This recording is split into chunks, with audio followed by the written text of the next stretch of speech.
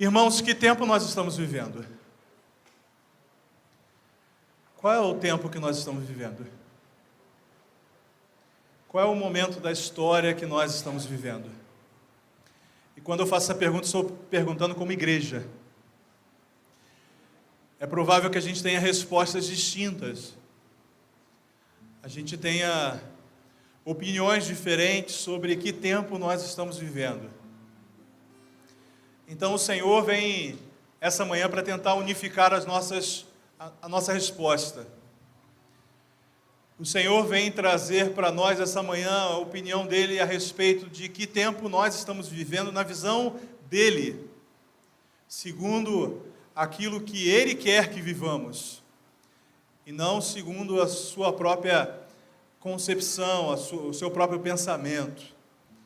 É por isso que o Senhor inspirou o profeta Isaías para trazer esse texto messiânico a nós, para trazer a nós um texto que seria usado pelo próprio Cristo, fazendo referência a Ele mesmo, e também fazendo referência a nós e ao tempo que Ele quer que vivamos. Então, quando lermos esse texto, preste atenção, não somente como uma menção a um profeta que viveu há milênios atrás, e não somente a menção do próprio Jesus, que usou essas palavras e disse que essas palavras estavam se referindo a Ele, mas também a nós, para o tempo que vivemos hoje. Então entenda esse texto como uma mensagem de Deus, e como sempre é, uma mensagem de Deus direta e objetiva a cada um de nós, como igreja. A palavra de Deus nos diz assim: o Espírito do Senhor soberano está sobre mim, pois o Senhor me ungiu para levar boas novas aos pobres. Ele me enviou para consolar os de coração quebrantado, e para proclamar que os cativos serão soltos e os prisioneiros libertos.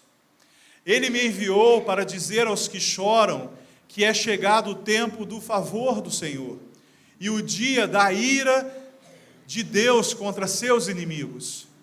A todos que choram em Sião, Ele dará uma bela coroa em vez de cinzas, uma alegre bênção em vez de lamento, louvores festivos em vez de desespero. Em sua justiça serão como grandes carvalhos que o Senhor plantou para a sua glória. Feche seus olhos mais uma vez. Querido Deus, amado Pai, Senhor Altíssimo, é diante da sua palavra, Senhor, que nós nos colocamos. E é à luz do teu Espírito Santo que precisamos, Senhor, ser de fato iluminados por ti para entender a sua palavra. Deus, que o Senhor alcance vidas aqui nessa manhã. Deus, que o Senhor faça com que a palavra de Deus, que é viva e eficaz, penetrante, de fato penetre nos corações. Deus, nós rejeitamos, Senhor, qualquer forma de distração. Nós rejeitamos, Senhor, qualquer mensagem que não seja a tua. Nós rejeitamos, Senhor, qualquer revelação que não venha de ti. Senhor, nós te pedimos que o Senhor, e apenas o Senhor, fale alto aos nossos corações. Deus, que qualquer conversa paralela, Senhor, mensagem ou promoção importante no celular, Senhor, seja ignorada pelos seus verdadeiros servos essa manhã, para que possamos, Senhor, concentrar todas as nossas atenções na sua palavra. É o que eu te peço, em nome do Senhor Jesus. Em nome do Senhor Jesus. Amém. Amém. Você já viveu momentos de ansiedade esperando um tempo bom, algo bom que está por vir? Eu lembro que eu era adolescente quando a liderança falava assim: olha, a gente vai ter acampamento. Irmãos, 2 semanas antes a minha mochila já estava pronta, porque havia uma ansiedade, uma alegria tão grande de viver aquele momento. Eu lembro que quando os meus pais falavam assim: olha, faltam 2 meses para o Natal, irmãos, a ansiedade já ficava a 1000 por hora. Eu sempre amei o Natal. Eu sempre gostei muito daquela celebração, a comida natalina, a reunião familiar, eu poder ver meus primos, que a gente às vezes só conseguia se ver no Natal, e celebrava e brincava, era um momento de muita ansiedade. Quando eu era criança, hoje nem tanto, mas quando eu era criança havia uma alegria e uma esperança muito grande também ao comemorar meu aniversário. Eu lembro, olha, chegou janeiro, virava o ano, eu já ficava naquela expectativa, faltam 18 dias, faltam 17 dias, eu vou ganhar presente, a gente vai ter um bolinho, mesmo que seja muito simples. Havia aquela ansiedade por algo de bom que estava para acontecer. Vocês estão ansiosos pelo que Deus tem a fazer de bom em nossa igreja? Vocês estão ansiosos pelas coisas boas que Deus já falou que vão acontecer? Tem alguém aqui ansioso pela inauguração do Templo Novo? Tem? Oh Deus, que alegria. Então eu não estou sozinho, né? Todo dia, o Haroldo vem todo dia aqui fiscalizar a obra, não entende nada de obra, mas vem aqui para ver. Quando eu falei para os irmãos que quando a gente colocou as primeiras colunas, que teve gente que abraçou coluna, não menti não, irmãos. Eu vi gente abraçando, beijando. Pastor Alonso, que quando ficou sabendo disso, falou, eu mesmo vou dar um abraço. Ele nem é da nossa igreja, mas foi ali e deu um abraço na coluna. A gente começou a perceber que existe sim uma ansiedade por tudo que Deus está por fazer. Irmãos, esse texto está deixando claro para a gente que existe coisas que Deus está por fazer, que são coisas espiritualmente lindas e que a gente precisa ansiar com alegria, que a gente precisa esperar e aguardar com alegria aquilo que Deus está por fazer no meio de nós. A palavra de Deus nos diz que há um tempo desejoso, um tempo esperado de Deus para que a igreja viva. E que tempo é esse? Volto à minha pergunta: que tempo nós estamos por viver? Que tempo, como igreja, nós estamos para viver? A palavra de Deus nos diz que o Espírito do Senhor está sobre ele, Isaías, está sobre Jesus e está sobre nós, e nos faz crer que é um tempo favorável da ação do Espírito Santo. Qual é o tempo que nós estamos vivendo? Um tempo favorável para que o Espírito Santo haja em nós e através de nós. Irmãos, o tempo que nós estamos para viver é um tempo da ação do Espírito Santo em nossa igreja. Já cessou o tempo em que o Espírito Santo não tinha liberdade em corações, se é que esse tempo existiu. Se você viveu uma época em que o Espírito Santo não ardia no seu coração, se você viveu uma época em que o Espírito Santo não tinha liberdade de ação, de que as coisas promovidas não eram promovidas pelo Espírito Santo, mas promovidas por seres humanos, eu quero dizer para você, é chegado o tempo da ação do Espírito Santo de Deus em nós. É chegado o tempo em que os que adoram com liberdade de adoração, porque o Espírito Santo gera liberdade. É chegado o tempo em que as convicções serão convicções movidas pelo Espírito Santo, que nossos programas não serão simplesmente programas em nossa agenda, mas serão direcionamentos do Espírito Santo, que as palavras que saem da nossa boca não sairão da nossa boca porque elas estão preenchendo o nosso coração, mas porque estão preenchendo o coração de Deus primeiro. É chegado o tempo em que o Espírito Santo é dono sim de igreja, mas mais do que dono de igreja, ele é dono de vidas que fazem parte dessa igreja. É chegado o tempo da ação do Espírito Santo de Deus, porque sem o Espírito Santo nada podemos fazer. É chegado o tempo da ação do Espírito Santo de Deus, porque sem o Espírito Santo nós somos vidas ocas, e nós já nos cansamos de ser vidas ocas, nós queremos ser vidas cheias da presença de Deus em nós. Sem o Espírito Santo são só palavras vazias. Sem o Espírito Santo são só pregações com uma boa retórica. Sem o Espírito Santo são só louvores com boas técnicas. Sem o Espírito Santo é só religiosidade que faz você vir até a igreja. Sem o Espírito Santo nós não temos vidas andando por aí cheias do Espírito de Deus, mas com o Espírito Santo vidas brilham porque refletem a luz de Cristo Jesus. É chegado o tempo da ação do Espírito Santo. Toda a obra de Deus começa com o Espírito Santo. É por isso que Ele não nos deixou sozinhos. Ele disse que iria para o céu, mas nos daria um Consolador. Esse Consolador já chegou e Ele já pode habitar dentro de você, se você de fato for um crente de verdade. Irmãos, o tempo que nós estamos vivendo, a palavra de Deus nos diz que é um tempo bom, um tempo favorável para a ação do Espírito Santo. Se vocês encherem a vida de vocês com a presença de Deus, se não for só mais o Samuel, se não for mais só o João, se não for mais só a Maria, se não for mais só a Célia, se não for mais só o Ricardo, se não for mais só o José, se for esses preenchidos e cheios com o Espírito Santo, irmãos, o mundo ainda está para ver o que uma igreja cheia do Espírito Santo pode fazer. O reboliço que a gente vai causar aqui nesse bairro, a mudança que a gente vai causar, e não vai ser só uma mudança na geografia, só no visual, só num templo novo. Eu não sei quantos de vocês já repararam que a obra que a gente está fazendo, o quanto ela já está chamando a atenção das pessoas. Se você parar 10 minutos aqui em frente à igreja, você vai ver que as pessoas já passam olhando para o que está acontecendo, porque elas percebem que algo novo está acontecendo aqui entre nós.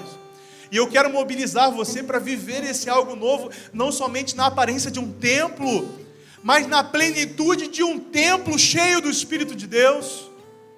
Porque muito mais importante do que um templo novo que está sendo construído, é um templo que já foi construído por Deus, que é você, que é a sua vida, e que precisa estar cheio de Deus. Irmãos, nós estamos vivendo um templo favorável à ação do Espírito Santo de Deus. Então, se você quer viver um tempo favorável na sua vida, encha-se com o Espírito. Encha-se com o Espírito, porque tudo o que vai acontecer nesse texto, tudo que aconteceu no ministério de Jesus, tudo que vai acontecer na nossa igreja, tudo que vai acontecer na sua vida, depende do quanto você vai dar liberdade para o Espírito Santo de Deus agir através de você. Em primeiro lugar, é tempo favorável da ação do Espírito Santo em nossas vidas. Em segundo lugar, o texto vai nos dizer que esse ser preenchido pelo Espírito Santo, que é sim o profeta, que está fazendo referência a Jesus, que está fazendo referência a nós, porque nós temos que viver a vida de Jesus. Esse tempo também é um tempo favorável de Deus para salvar vidas. A Bíblia fala que nós precisamos levar boas novas aos pobres. Irmãos, a mensagem que a igreja carrega, e a gente vai viver de vez em quando uns fogos desses, é quando a igreja se negar a glorificar, os fogos vão glorificar soltando os balões vão glorificar soltando os fogos. É tempo favorável de Deus para salvar vidas, porque a mensagem que a gente carrega é uma mensagem de boas novas. A mensagem que a gente carrega é uma mensagem de boas notícias. A gente viveu um tempo de pandemia em que muitos, e eu fui um deles, se negava a ligar nos telejornais, porque as notícias eram só notícias ruins. Quantos aqui não viveram experiência semelhante, né? Aquilo que estava sendo noticiado estava de alguma forma machucando o nosso coração, estava tirando a nossa paz. Nós não somos, irmãos, formados, pelo menos não todos nós, formados em jornalismo para estarmos divulgando notícias. A verdade é que nós somos formados e forjados pelo Espírito Santo de Deus para compartilhar a boa notícia. Eu não fui chamado por Deus para compartilhar coisas que estão acontecendo, porque eu nem estou lá para ver. Mas eu fui chamado por Deus, e você também foi chamado por Deus, para compartilhar a boa notícia que você viu de perto, que é a transformação da sua vida, se é que você já foi transformado.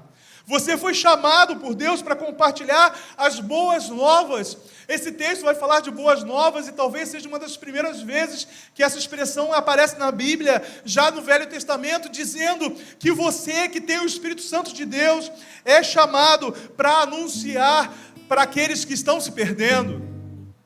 Irmãos, nós temos que salvar vidas, sim, é uma missão da igreja, porque as pessoas que não conhecem a verdade do Evangelho estão morrendo sem Cristo Jesus, estão padecendo, Existem pessoas em nosso bairro que agora estão sendo levadas a ter um encontro com a morte, e essas pessoas ainda não foram alcançadas pelas boas notícias do Evangelho. Eu quero dizer, junto com vocês, eu descanso também na desculpa de que eu não posso trazer visitantes para ouvirem a palavra de Deus, porque o nosso templo ainda é pequeno. Eu descanso nessa desculpa, mas irmãos, a morte não está descansando em desculpa nenhuma. O diabo não está descansando em desculpa nenhuma. O diabo nem tem templos aqui no nosso bairro, que eu saiba. Que eu saiba, o diabo não tem templos, mas ele está alcançando vidas, mesmo sem ter templo. E a gente está colocando como desculpa para não propagar o Evangelho, para não espalhar as boas novas de Jesus, que o nosso templo é pequeno demais. Irmãos, no dia que a gente receber 1000 pessoas e não tivermos inaugurado o templo novo, os crentes vão se levantar e vão ficar nos corredores lá fora, e vamos deixar os não crentes aqui para ouvir a palavra. Não pode ser desculpa para você, que o nosso templo é pequeno, e você não convida pessoas para ouvirem a palavra, e você não compartilha da palavra com ela, porque não vai ter lugar para sentar. É uma desculpa que eu mesmo já dei muitas vezes. Não vou convidar os meus vizinhos até que o templo novo esteja inaugurado. Então, se eles morrerem, eles vão para o inferno, porque o templo é pequeno. Se eles morrerem, eles vão morrer e serão condenados, porque eu estou me negando a compartilhar as boas novas. Irmãos, sei defender muito bem, ou não, as minhas convicções. Defendo bem o meu time de futebol, defendo bem a minha família, mas por que eu não propago? Por que nos meus discursos Jesus não faz parte deles? Por que nas minhas conversas, nas oportunidades de interação que eu tive essa semana, por que nas oportunidades de interação que você teve essa semana, você não falou de Jesus? Vamos cantar até sempre, e concordando que isso acontece, aquele antigo hino do cantor cristão que dizia: não me falaram de Cristo. Vamos cantar isso até sempre. Eu quero ver um dia que a gente nunca mais cante esse hino, não porque ele não é bonito, mas porque ele não é mais real. Mas enquanto ele for real, a gente vai precisar cantar e engolir a seco que tem gente morrendo sem ouvir falar de Jesus. Também existe aquela desculpa de que, pastor, tem igreja em tudo quanto é lugar hoje. Tem congregação espalhada em tudo quanto é canto. Quantas igrejas existem no bairro de Cosmos? Não sei. Incontáveis. Se você for contar Vila do Céu, Cosmo, lá o bairro novo lá que eu moro, Cândido, a Estrada de Paciência, cada dia as igrejas se multiplicam. Mas será que a multiplicação da igreja quer dizer de fato que o reino de Deus está crescendo? Se o número de evangélicos no Brasil fosse tão relevante espiritualmente, se fosse de fato tão relevante espiritualmente, a gente não estaria preocupado em eleger político, a gente estaria preocupado em o mundo ver a luz de Jesus brilhando em nós. Se a luz de Cristo brilhasse de verdade em nossas vidas, irmãos, o mundo que está em trevas já teria percebido a luz de Jesus em nós.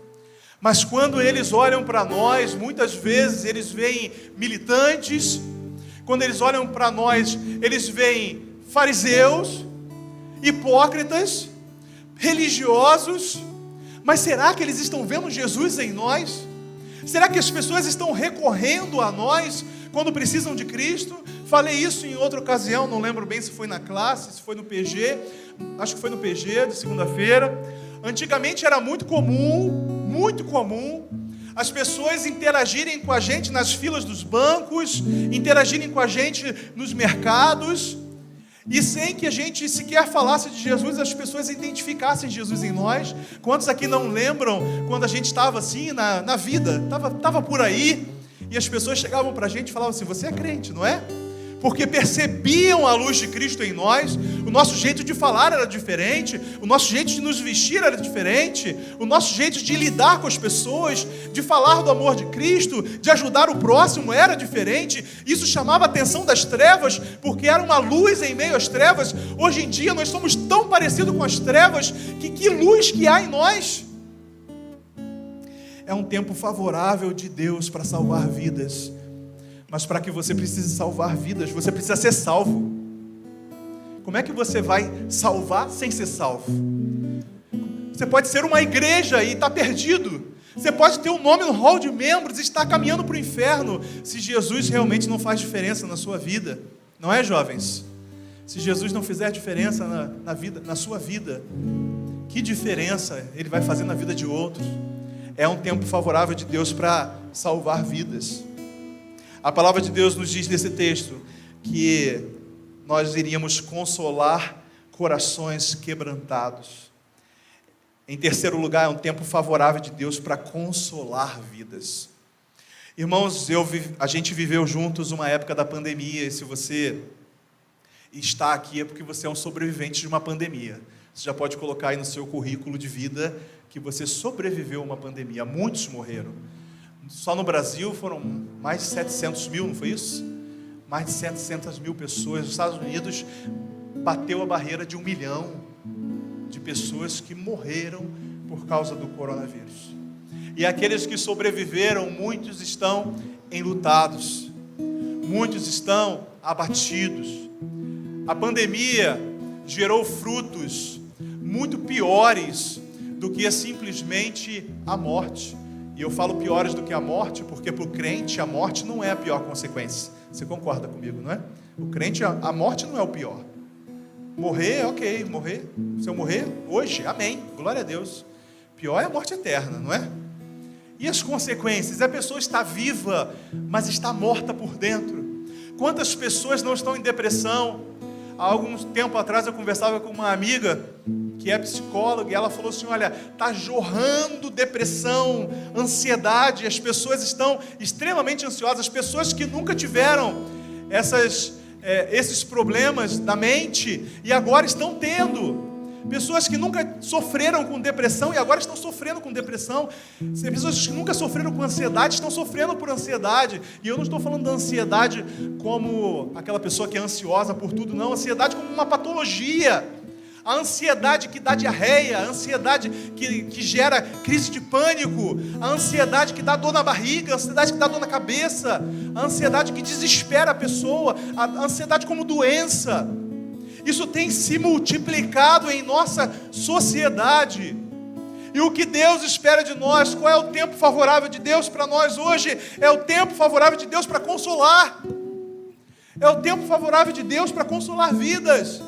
Irmãos, nunca tinha acontecido de eu ir no cemitério para consolar uma família e outras famílias pedirem para mim, para que eu pudesse dar uma palavra ali num sepultamento de alguém que eu nem conhecia.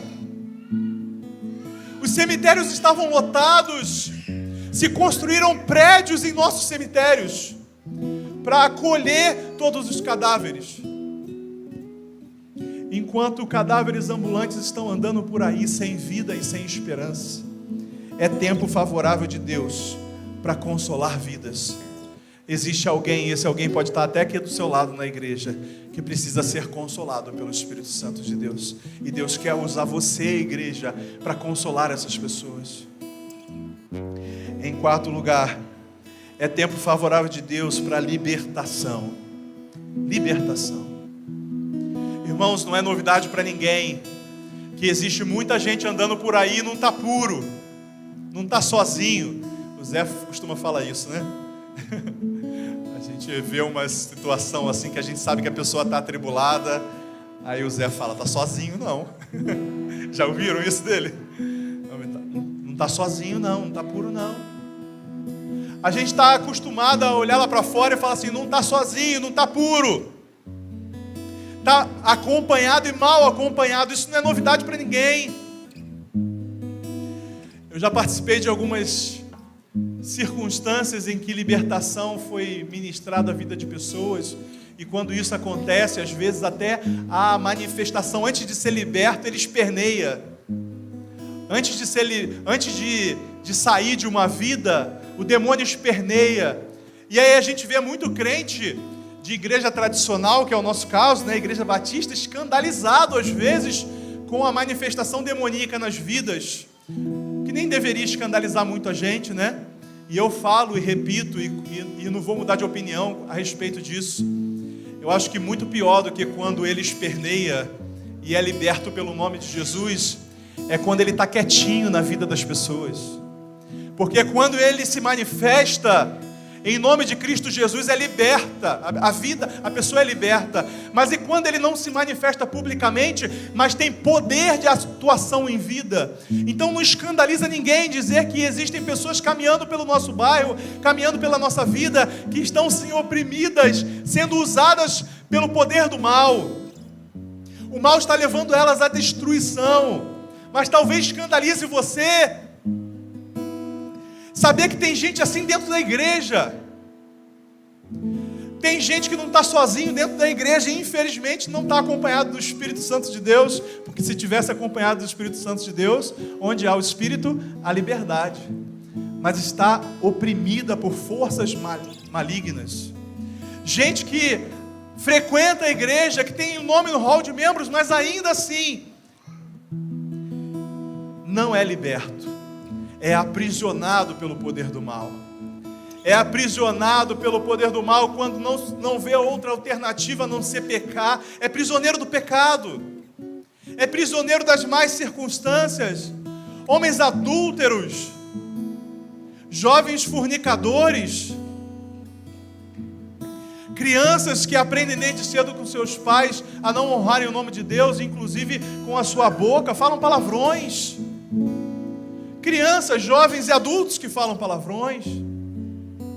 Homens e mulheres que deveriam ser cheios do Espírito Santo de Deus, mas estão cheios daquilo que preencheu o seu coração durante toda a sua vida.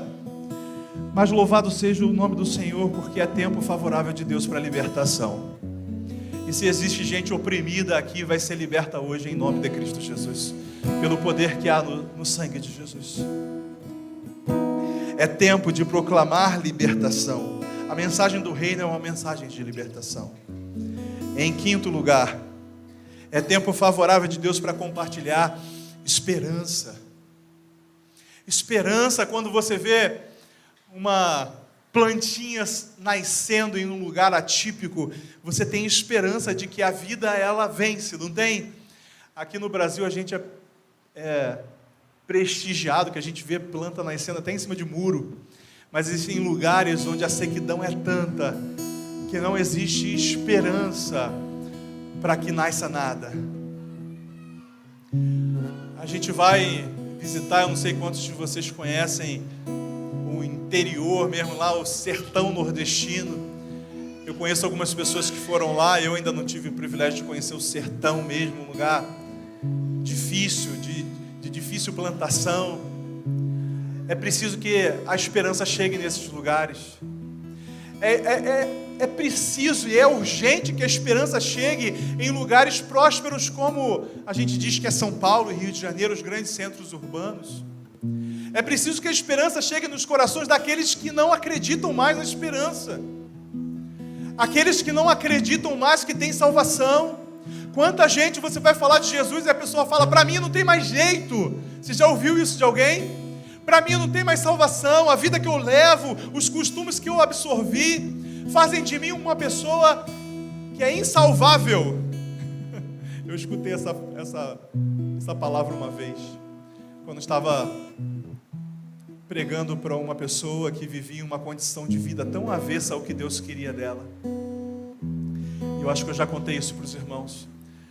Quando ela, mesmo tendo ouvido falar de esperança, ela não aceitou o Evangelho de Cristo, ela não quis para a vida dela Jesus. E aí no final daquela conversa, eu estava com uma amiga e a gente se sentiu tocado de perguntar para aquela pessoa se ela aceitaria um abraço.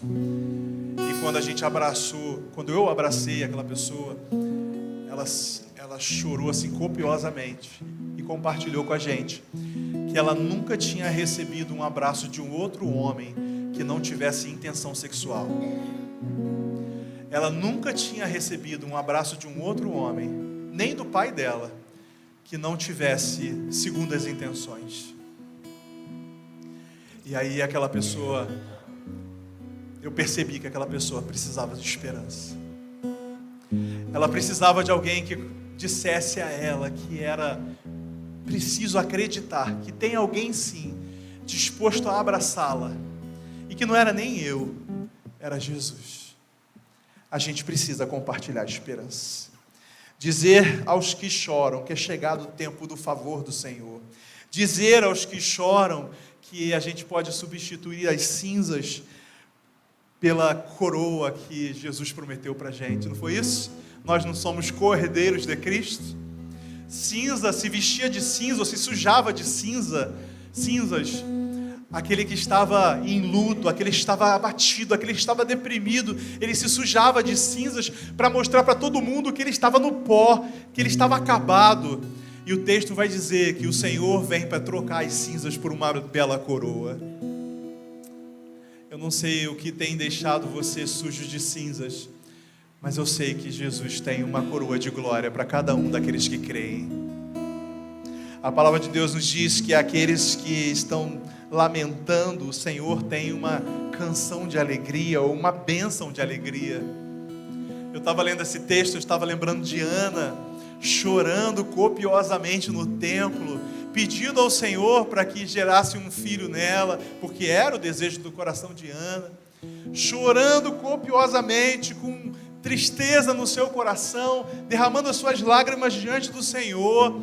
Essa mesma Ana, transformada ali pelo poder de Deus, vai fazer uma das canções ou orações mais belas do Novo Testamento, quando ela diz: o Senhor tem poder para transformar a mulher estéril, mãe de filhos. É tempo favorável para a gente compartilhar esperança. Em último lugar, em sexto lugar, ficou grande, irmão, deu 4 folhas, né? Em sexto lugar, é tempo favorável de Deus para a firmeza dos seus filhos. Irmãos, eu acho que desde que eu sou crente, e eu sou crente desde que eu nasci, fui criado dentro da igreja, minhas primeiras lembranças são na igreja. Desde que eu sou crente, a gente convive com crente fraco, com crente inconstante. A Bíblia vai falar que é de ânimo dobre. Tem hora tá bem, hora tá mal. Gente que larga Jesus e a igreja por qualquer razão. Eu passei na rua 5, o pastor passou de bicicleta, nem falou comigo. Provavelmente eu nem te vi, mas... pastor, fulano olhou de cara feia. Você já considerou que de repente ele é feio? E olhou para você com a cara que ele tem. Eu já vi gente saindo da igreja, irmãos, porque falou que saiu, porque o irmão olhou de cara feia. Vai que ele estava com cólica, com dor. Essas últimas semanas, não vou compartilhar detalhes, mas se você olhasse para o Haroldo, se olhar, ele ia responder de cara feia. Passou em semanas aí com muitas dores. Toda vez que você olhava para ele estava fazendo careta. Já não é bonito, ainda fazendo careta. Irmãos, crentes inconstantes. A Bíblia fala que na justiça de Deus, não na minha, não na justiça humana, não na justiça do Código Penal, porque é falha, é dada a interpretações, mas na justiça de Deus, Ele nos faria como grandes carvalhos, plantados para a glória de Deus. Sabe o que isso significa? Sabe o que significa Deus dizer para você que na justiça dEle, por ser justificado em Cristo, você é plantado no reino de Deus como um carvalho? Significa dizer que você não é fraco, que você não é sensível a qualquer circunstância que lhe alcance. O carvalho foi muito bem escolhido pelas palavras do próprio Deus. Essa semana eu estava vendo um vídeo até de botânica, irmãos, para entender tudo que eu podia absorver a respeito do carvalho. Aí eu descobri que o carvalho é a mais importante espécie decídua. Eu sei que você não sabe o que é isso, porque eu não sei que tenha... se bem que Tayane é bióloga, né? Vai que ela sabe. A mais importante espécie decídua são as espécies que perdem as folhas no inverno. Ela é a mais importante espécie decídua da região ali do Oriente Médio. Ela perde as suas folhas no inverno. Ela fica completamente peladinha no inverno. Você pensa que ela morreu, porque A gente aprende lá na 4ª série que é através das folhas que a árvore faz a fotossíntese, não é isso que a gente aprende? Mas ela é tão forte que ela resiste a períodos sem folhas. E ela não vai secar por causa disso, ela não vai quebrar por causa disso, ela não vai morrer por causa disso. Ela fica sem folhas, mas ela ainda está viva, porque é firmada. Eu descobri também que nos primeiros 50 anos dessa árvore, porque ela vive pra caramba, a gente tem espécies de carvalho, uma inclusive que morreu em Israel há pouco tempo, que eu mostrei para vocês no estudo bíblico, que ela viveu mais de 1000 anos, mas ela morreu há pouco tempo, está lá escorada, lá petrificada, escorada. Nos primeiros 50 anos de vida da árvore, ela cresce muito pouco para cima. Você pode ver um carvalho que tenha 50 anos, e o carvalho tem a altura de um homem, de um ser humano, porque nos 50 primeiros anos, ela cresce mais para baixo. Ela se enraiza mais, ela se firma mais. Você já tentou tirar uma planta que está enraizada? Já viu como é difícil? A força de um homem não consegue tirar uma planta enraizada. A gente puxa, precisei tirar uma há pouco tempo lá em casa, puxa e não consegue, a minha força não é suficiente. Não há o que possa, humanamente falando, para tirar aquela bendita daquela planta que está enraizada. Você precisa começar a cortar as raízes, quebrar as raízes, e aí quebrando as raízes você consegue tirar o caule daquela planta, e depois você vai tirando raiz por raiz, com muita dificuldade, porque está enraizada. Você enraizado não é qualquer coisa que te derruba. Você enraizado na palavra, você aproveitando o seu tempo, você não precisa ter pressa para crescer, porque você vai ter a eternidade toda para conhecer mais a Deus, para viver o que Deus tem para você viver. O carvalho ele não tem pressa para crescer, porque ele primeiro se preocupa em se firmar. Você precisa estar firmado, você precisa fazer as suas raízes crescerem ali para baixo, você precisa fazer com que você esteja enraizado na palavra. Irmãos, tem crente que vive 30 anos na igreja, e você manda abrir sofonias, ele não consegue achar. Ele precisa recorrer ao índice. Lembra, eu fazia isso nos meus 8, 9 anos. Abre aí em Abacuque, e eu com medo de abrir no Facebook. Na época nem tinha. Eu vinha aqui no índice e falava assim, aqui olha, Abacuque está na página 1224. Irmãos, isso é normal para um novo convertido, mas um camarada que está há 30 anos na igreja, ele não conhece a própria Bíblia. Como é que esse cara vai lutar? A gente fala que a Bíblia é a espada do crente. Você vai pegar essa espada, você vai cortar a tua orelha, vai se cortar com ela. Antes de atingir seus inimigos, você vai se cortar, porque você não conhece. Irmãos, é tempo de firmeza. Firmeza na palavra, firmeza em oração. Buscar a Deus em oração. Isso não precisa ser só publicamente, para as pessoas verem, é no seu particular. Quando você está sozinho, quando ninguém está te vendo, você vai lá e busca a Deus. Ora a Deus para que você crie mais firmeza. É Deus que te dá resistência. O carvalho primeiro ele busca resistência, para depois ele ter a aparência. Você chegar a ver um carvalho bonito, com 10 metros de altura, ele já tem muita resistência para estar ali.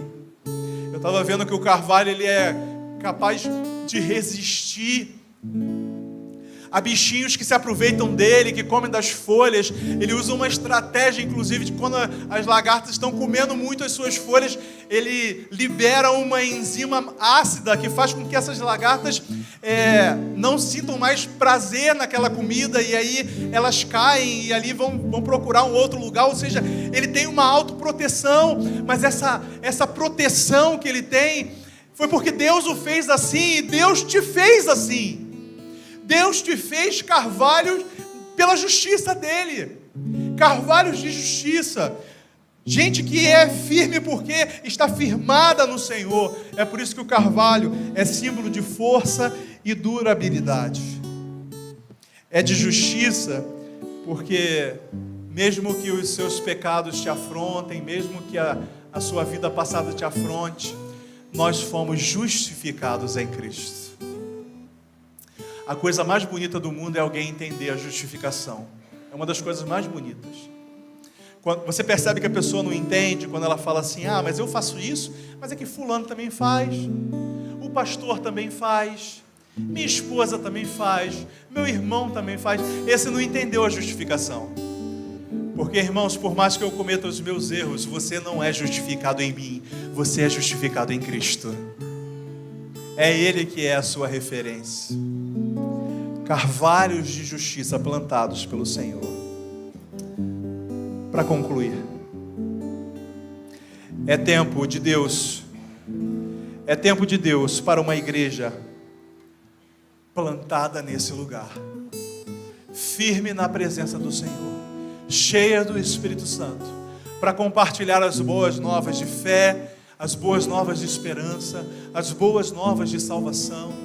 É tempo de Deus para uma igreja não mais inconstante, mas uma igreja constante, consagrada em boas obras, para que seja uma igreja que viva para a glória de Deus, anunciando a vitória que nos foi conquistada lá na cruz, até que esse Jesus volte. Quando participamos da ceia, relembramos o sacrifício que Jesus fez na cruz. E Ele não morreu na cruz para ter uma igreja fraca. Ele não morreu na cruz para ter uma igreja inconstante.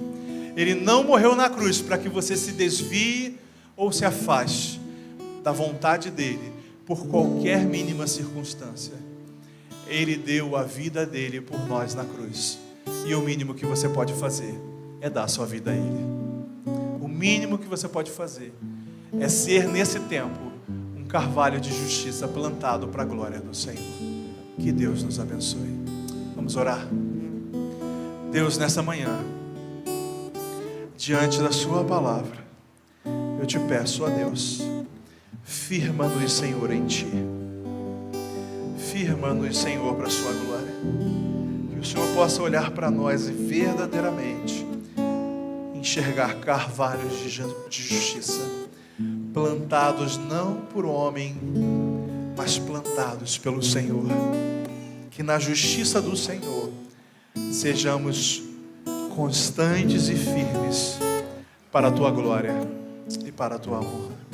Ajuda-nos, Senhor, agora a lembrar do Seu sacrifício na cruz, lembrar do Seu grande amor compartilhado a nós, lembrar, Senhor, da vitória que o Senhor comprou para nós lá na cruz do Calvário, que nos garante, Senhor, que um dia esses carvalhos de justiça não mais ornamentarão e serão testemunhos nessa terra, mas serão carvalhos de justiça que ornamentarão o céu.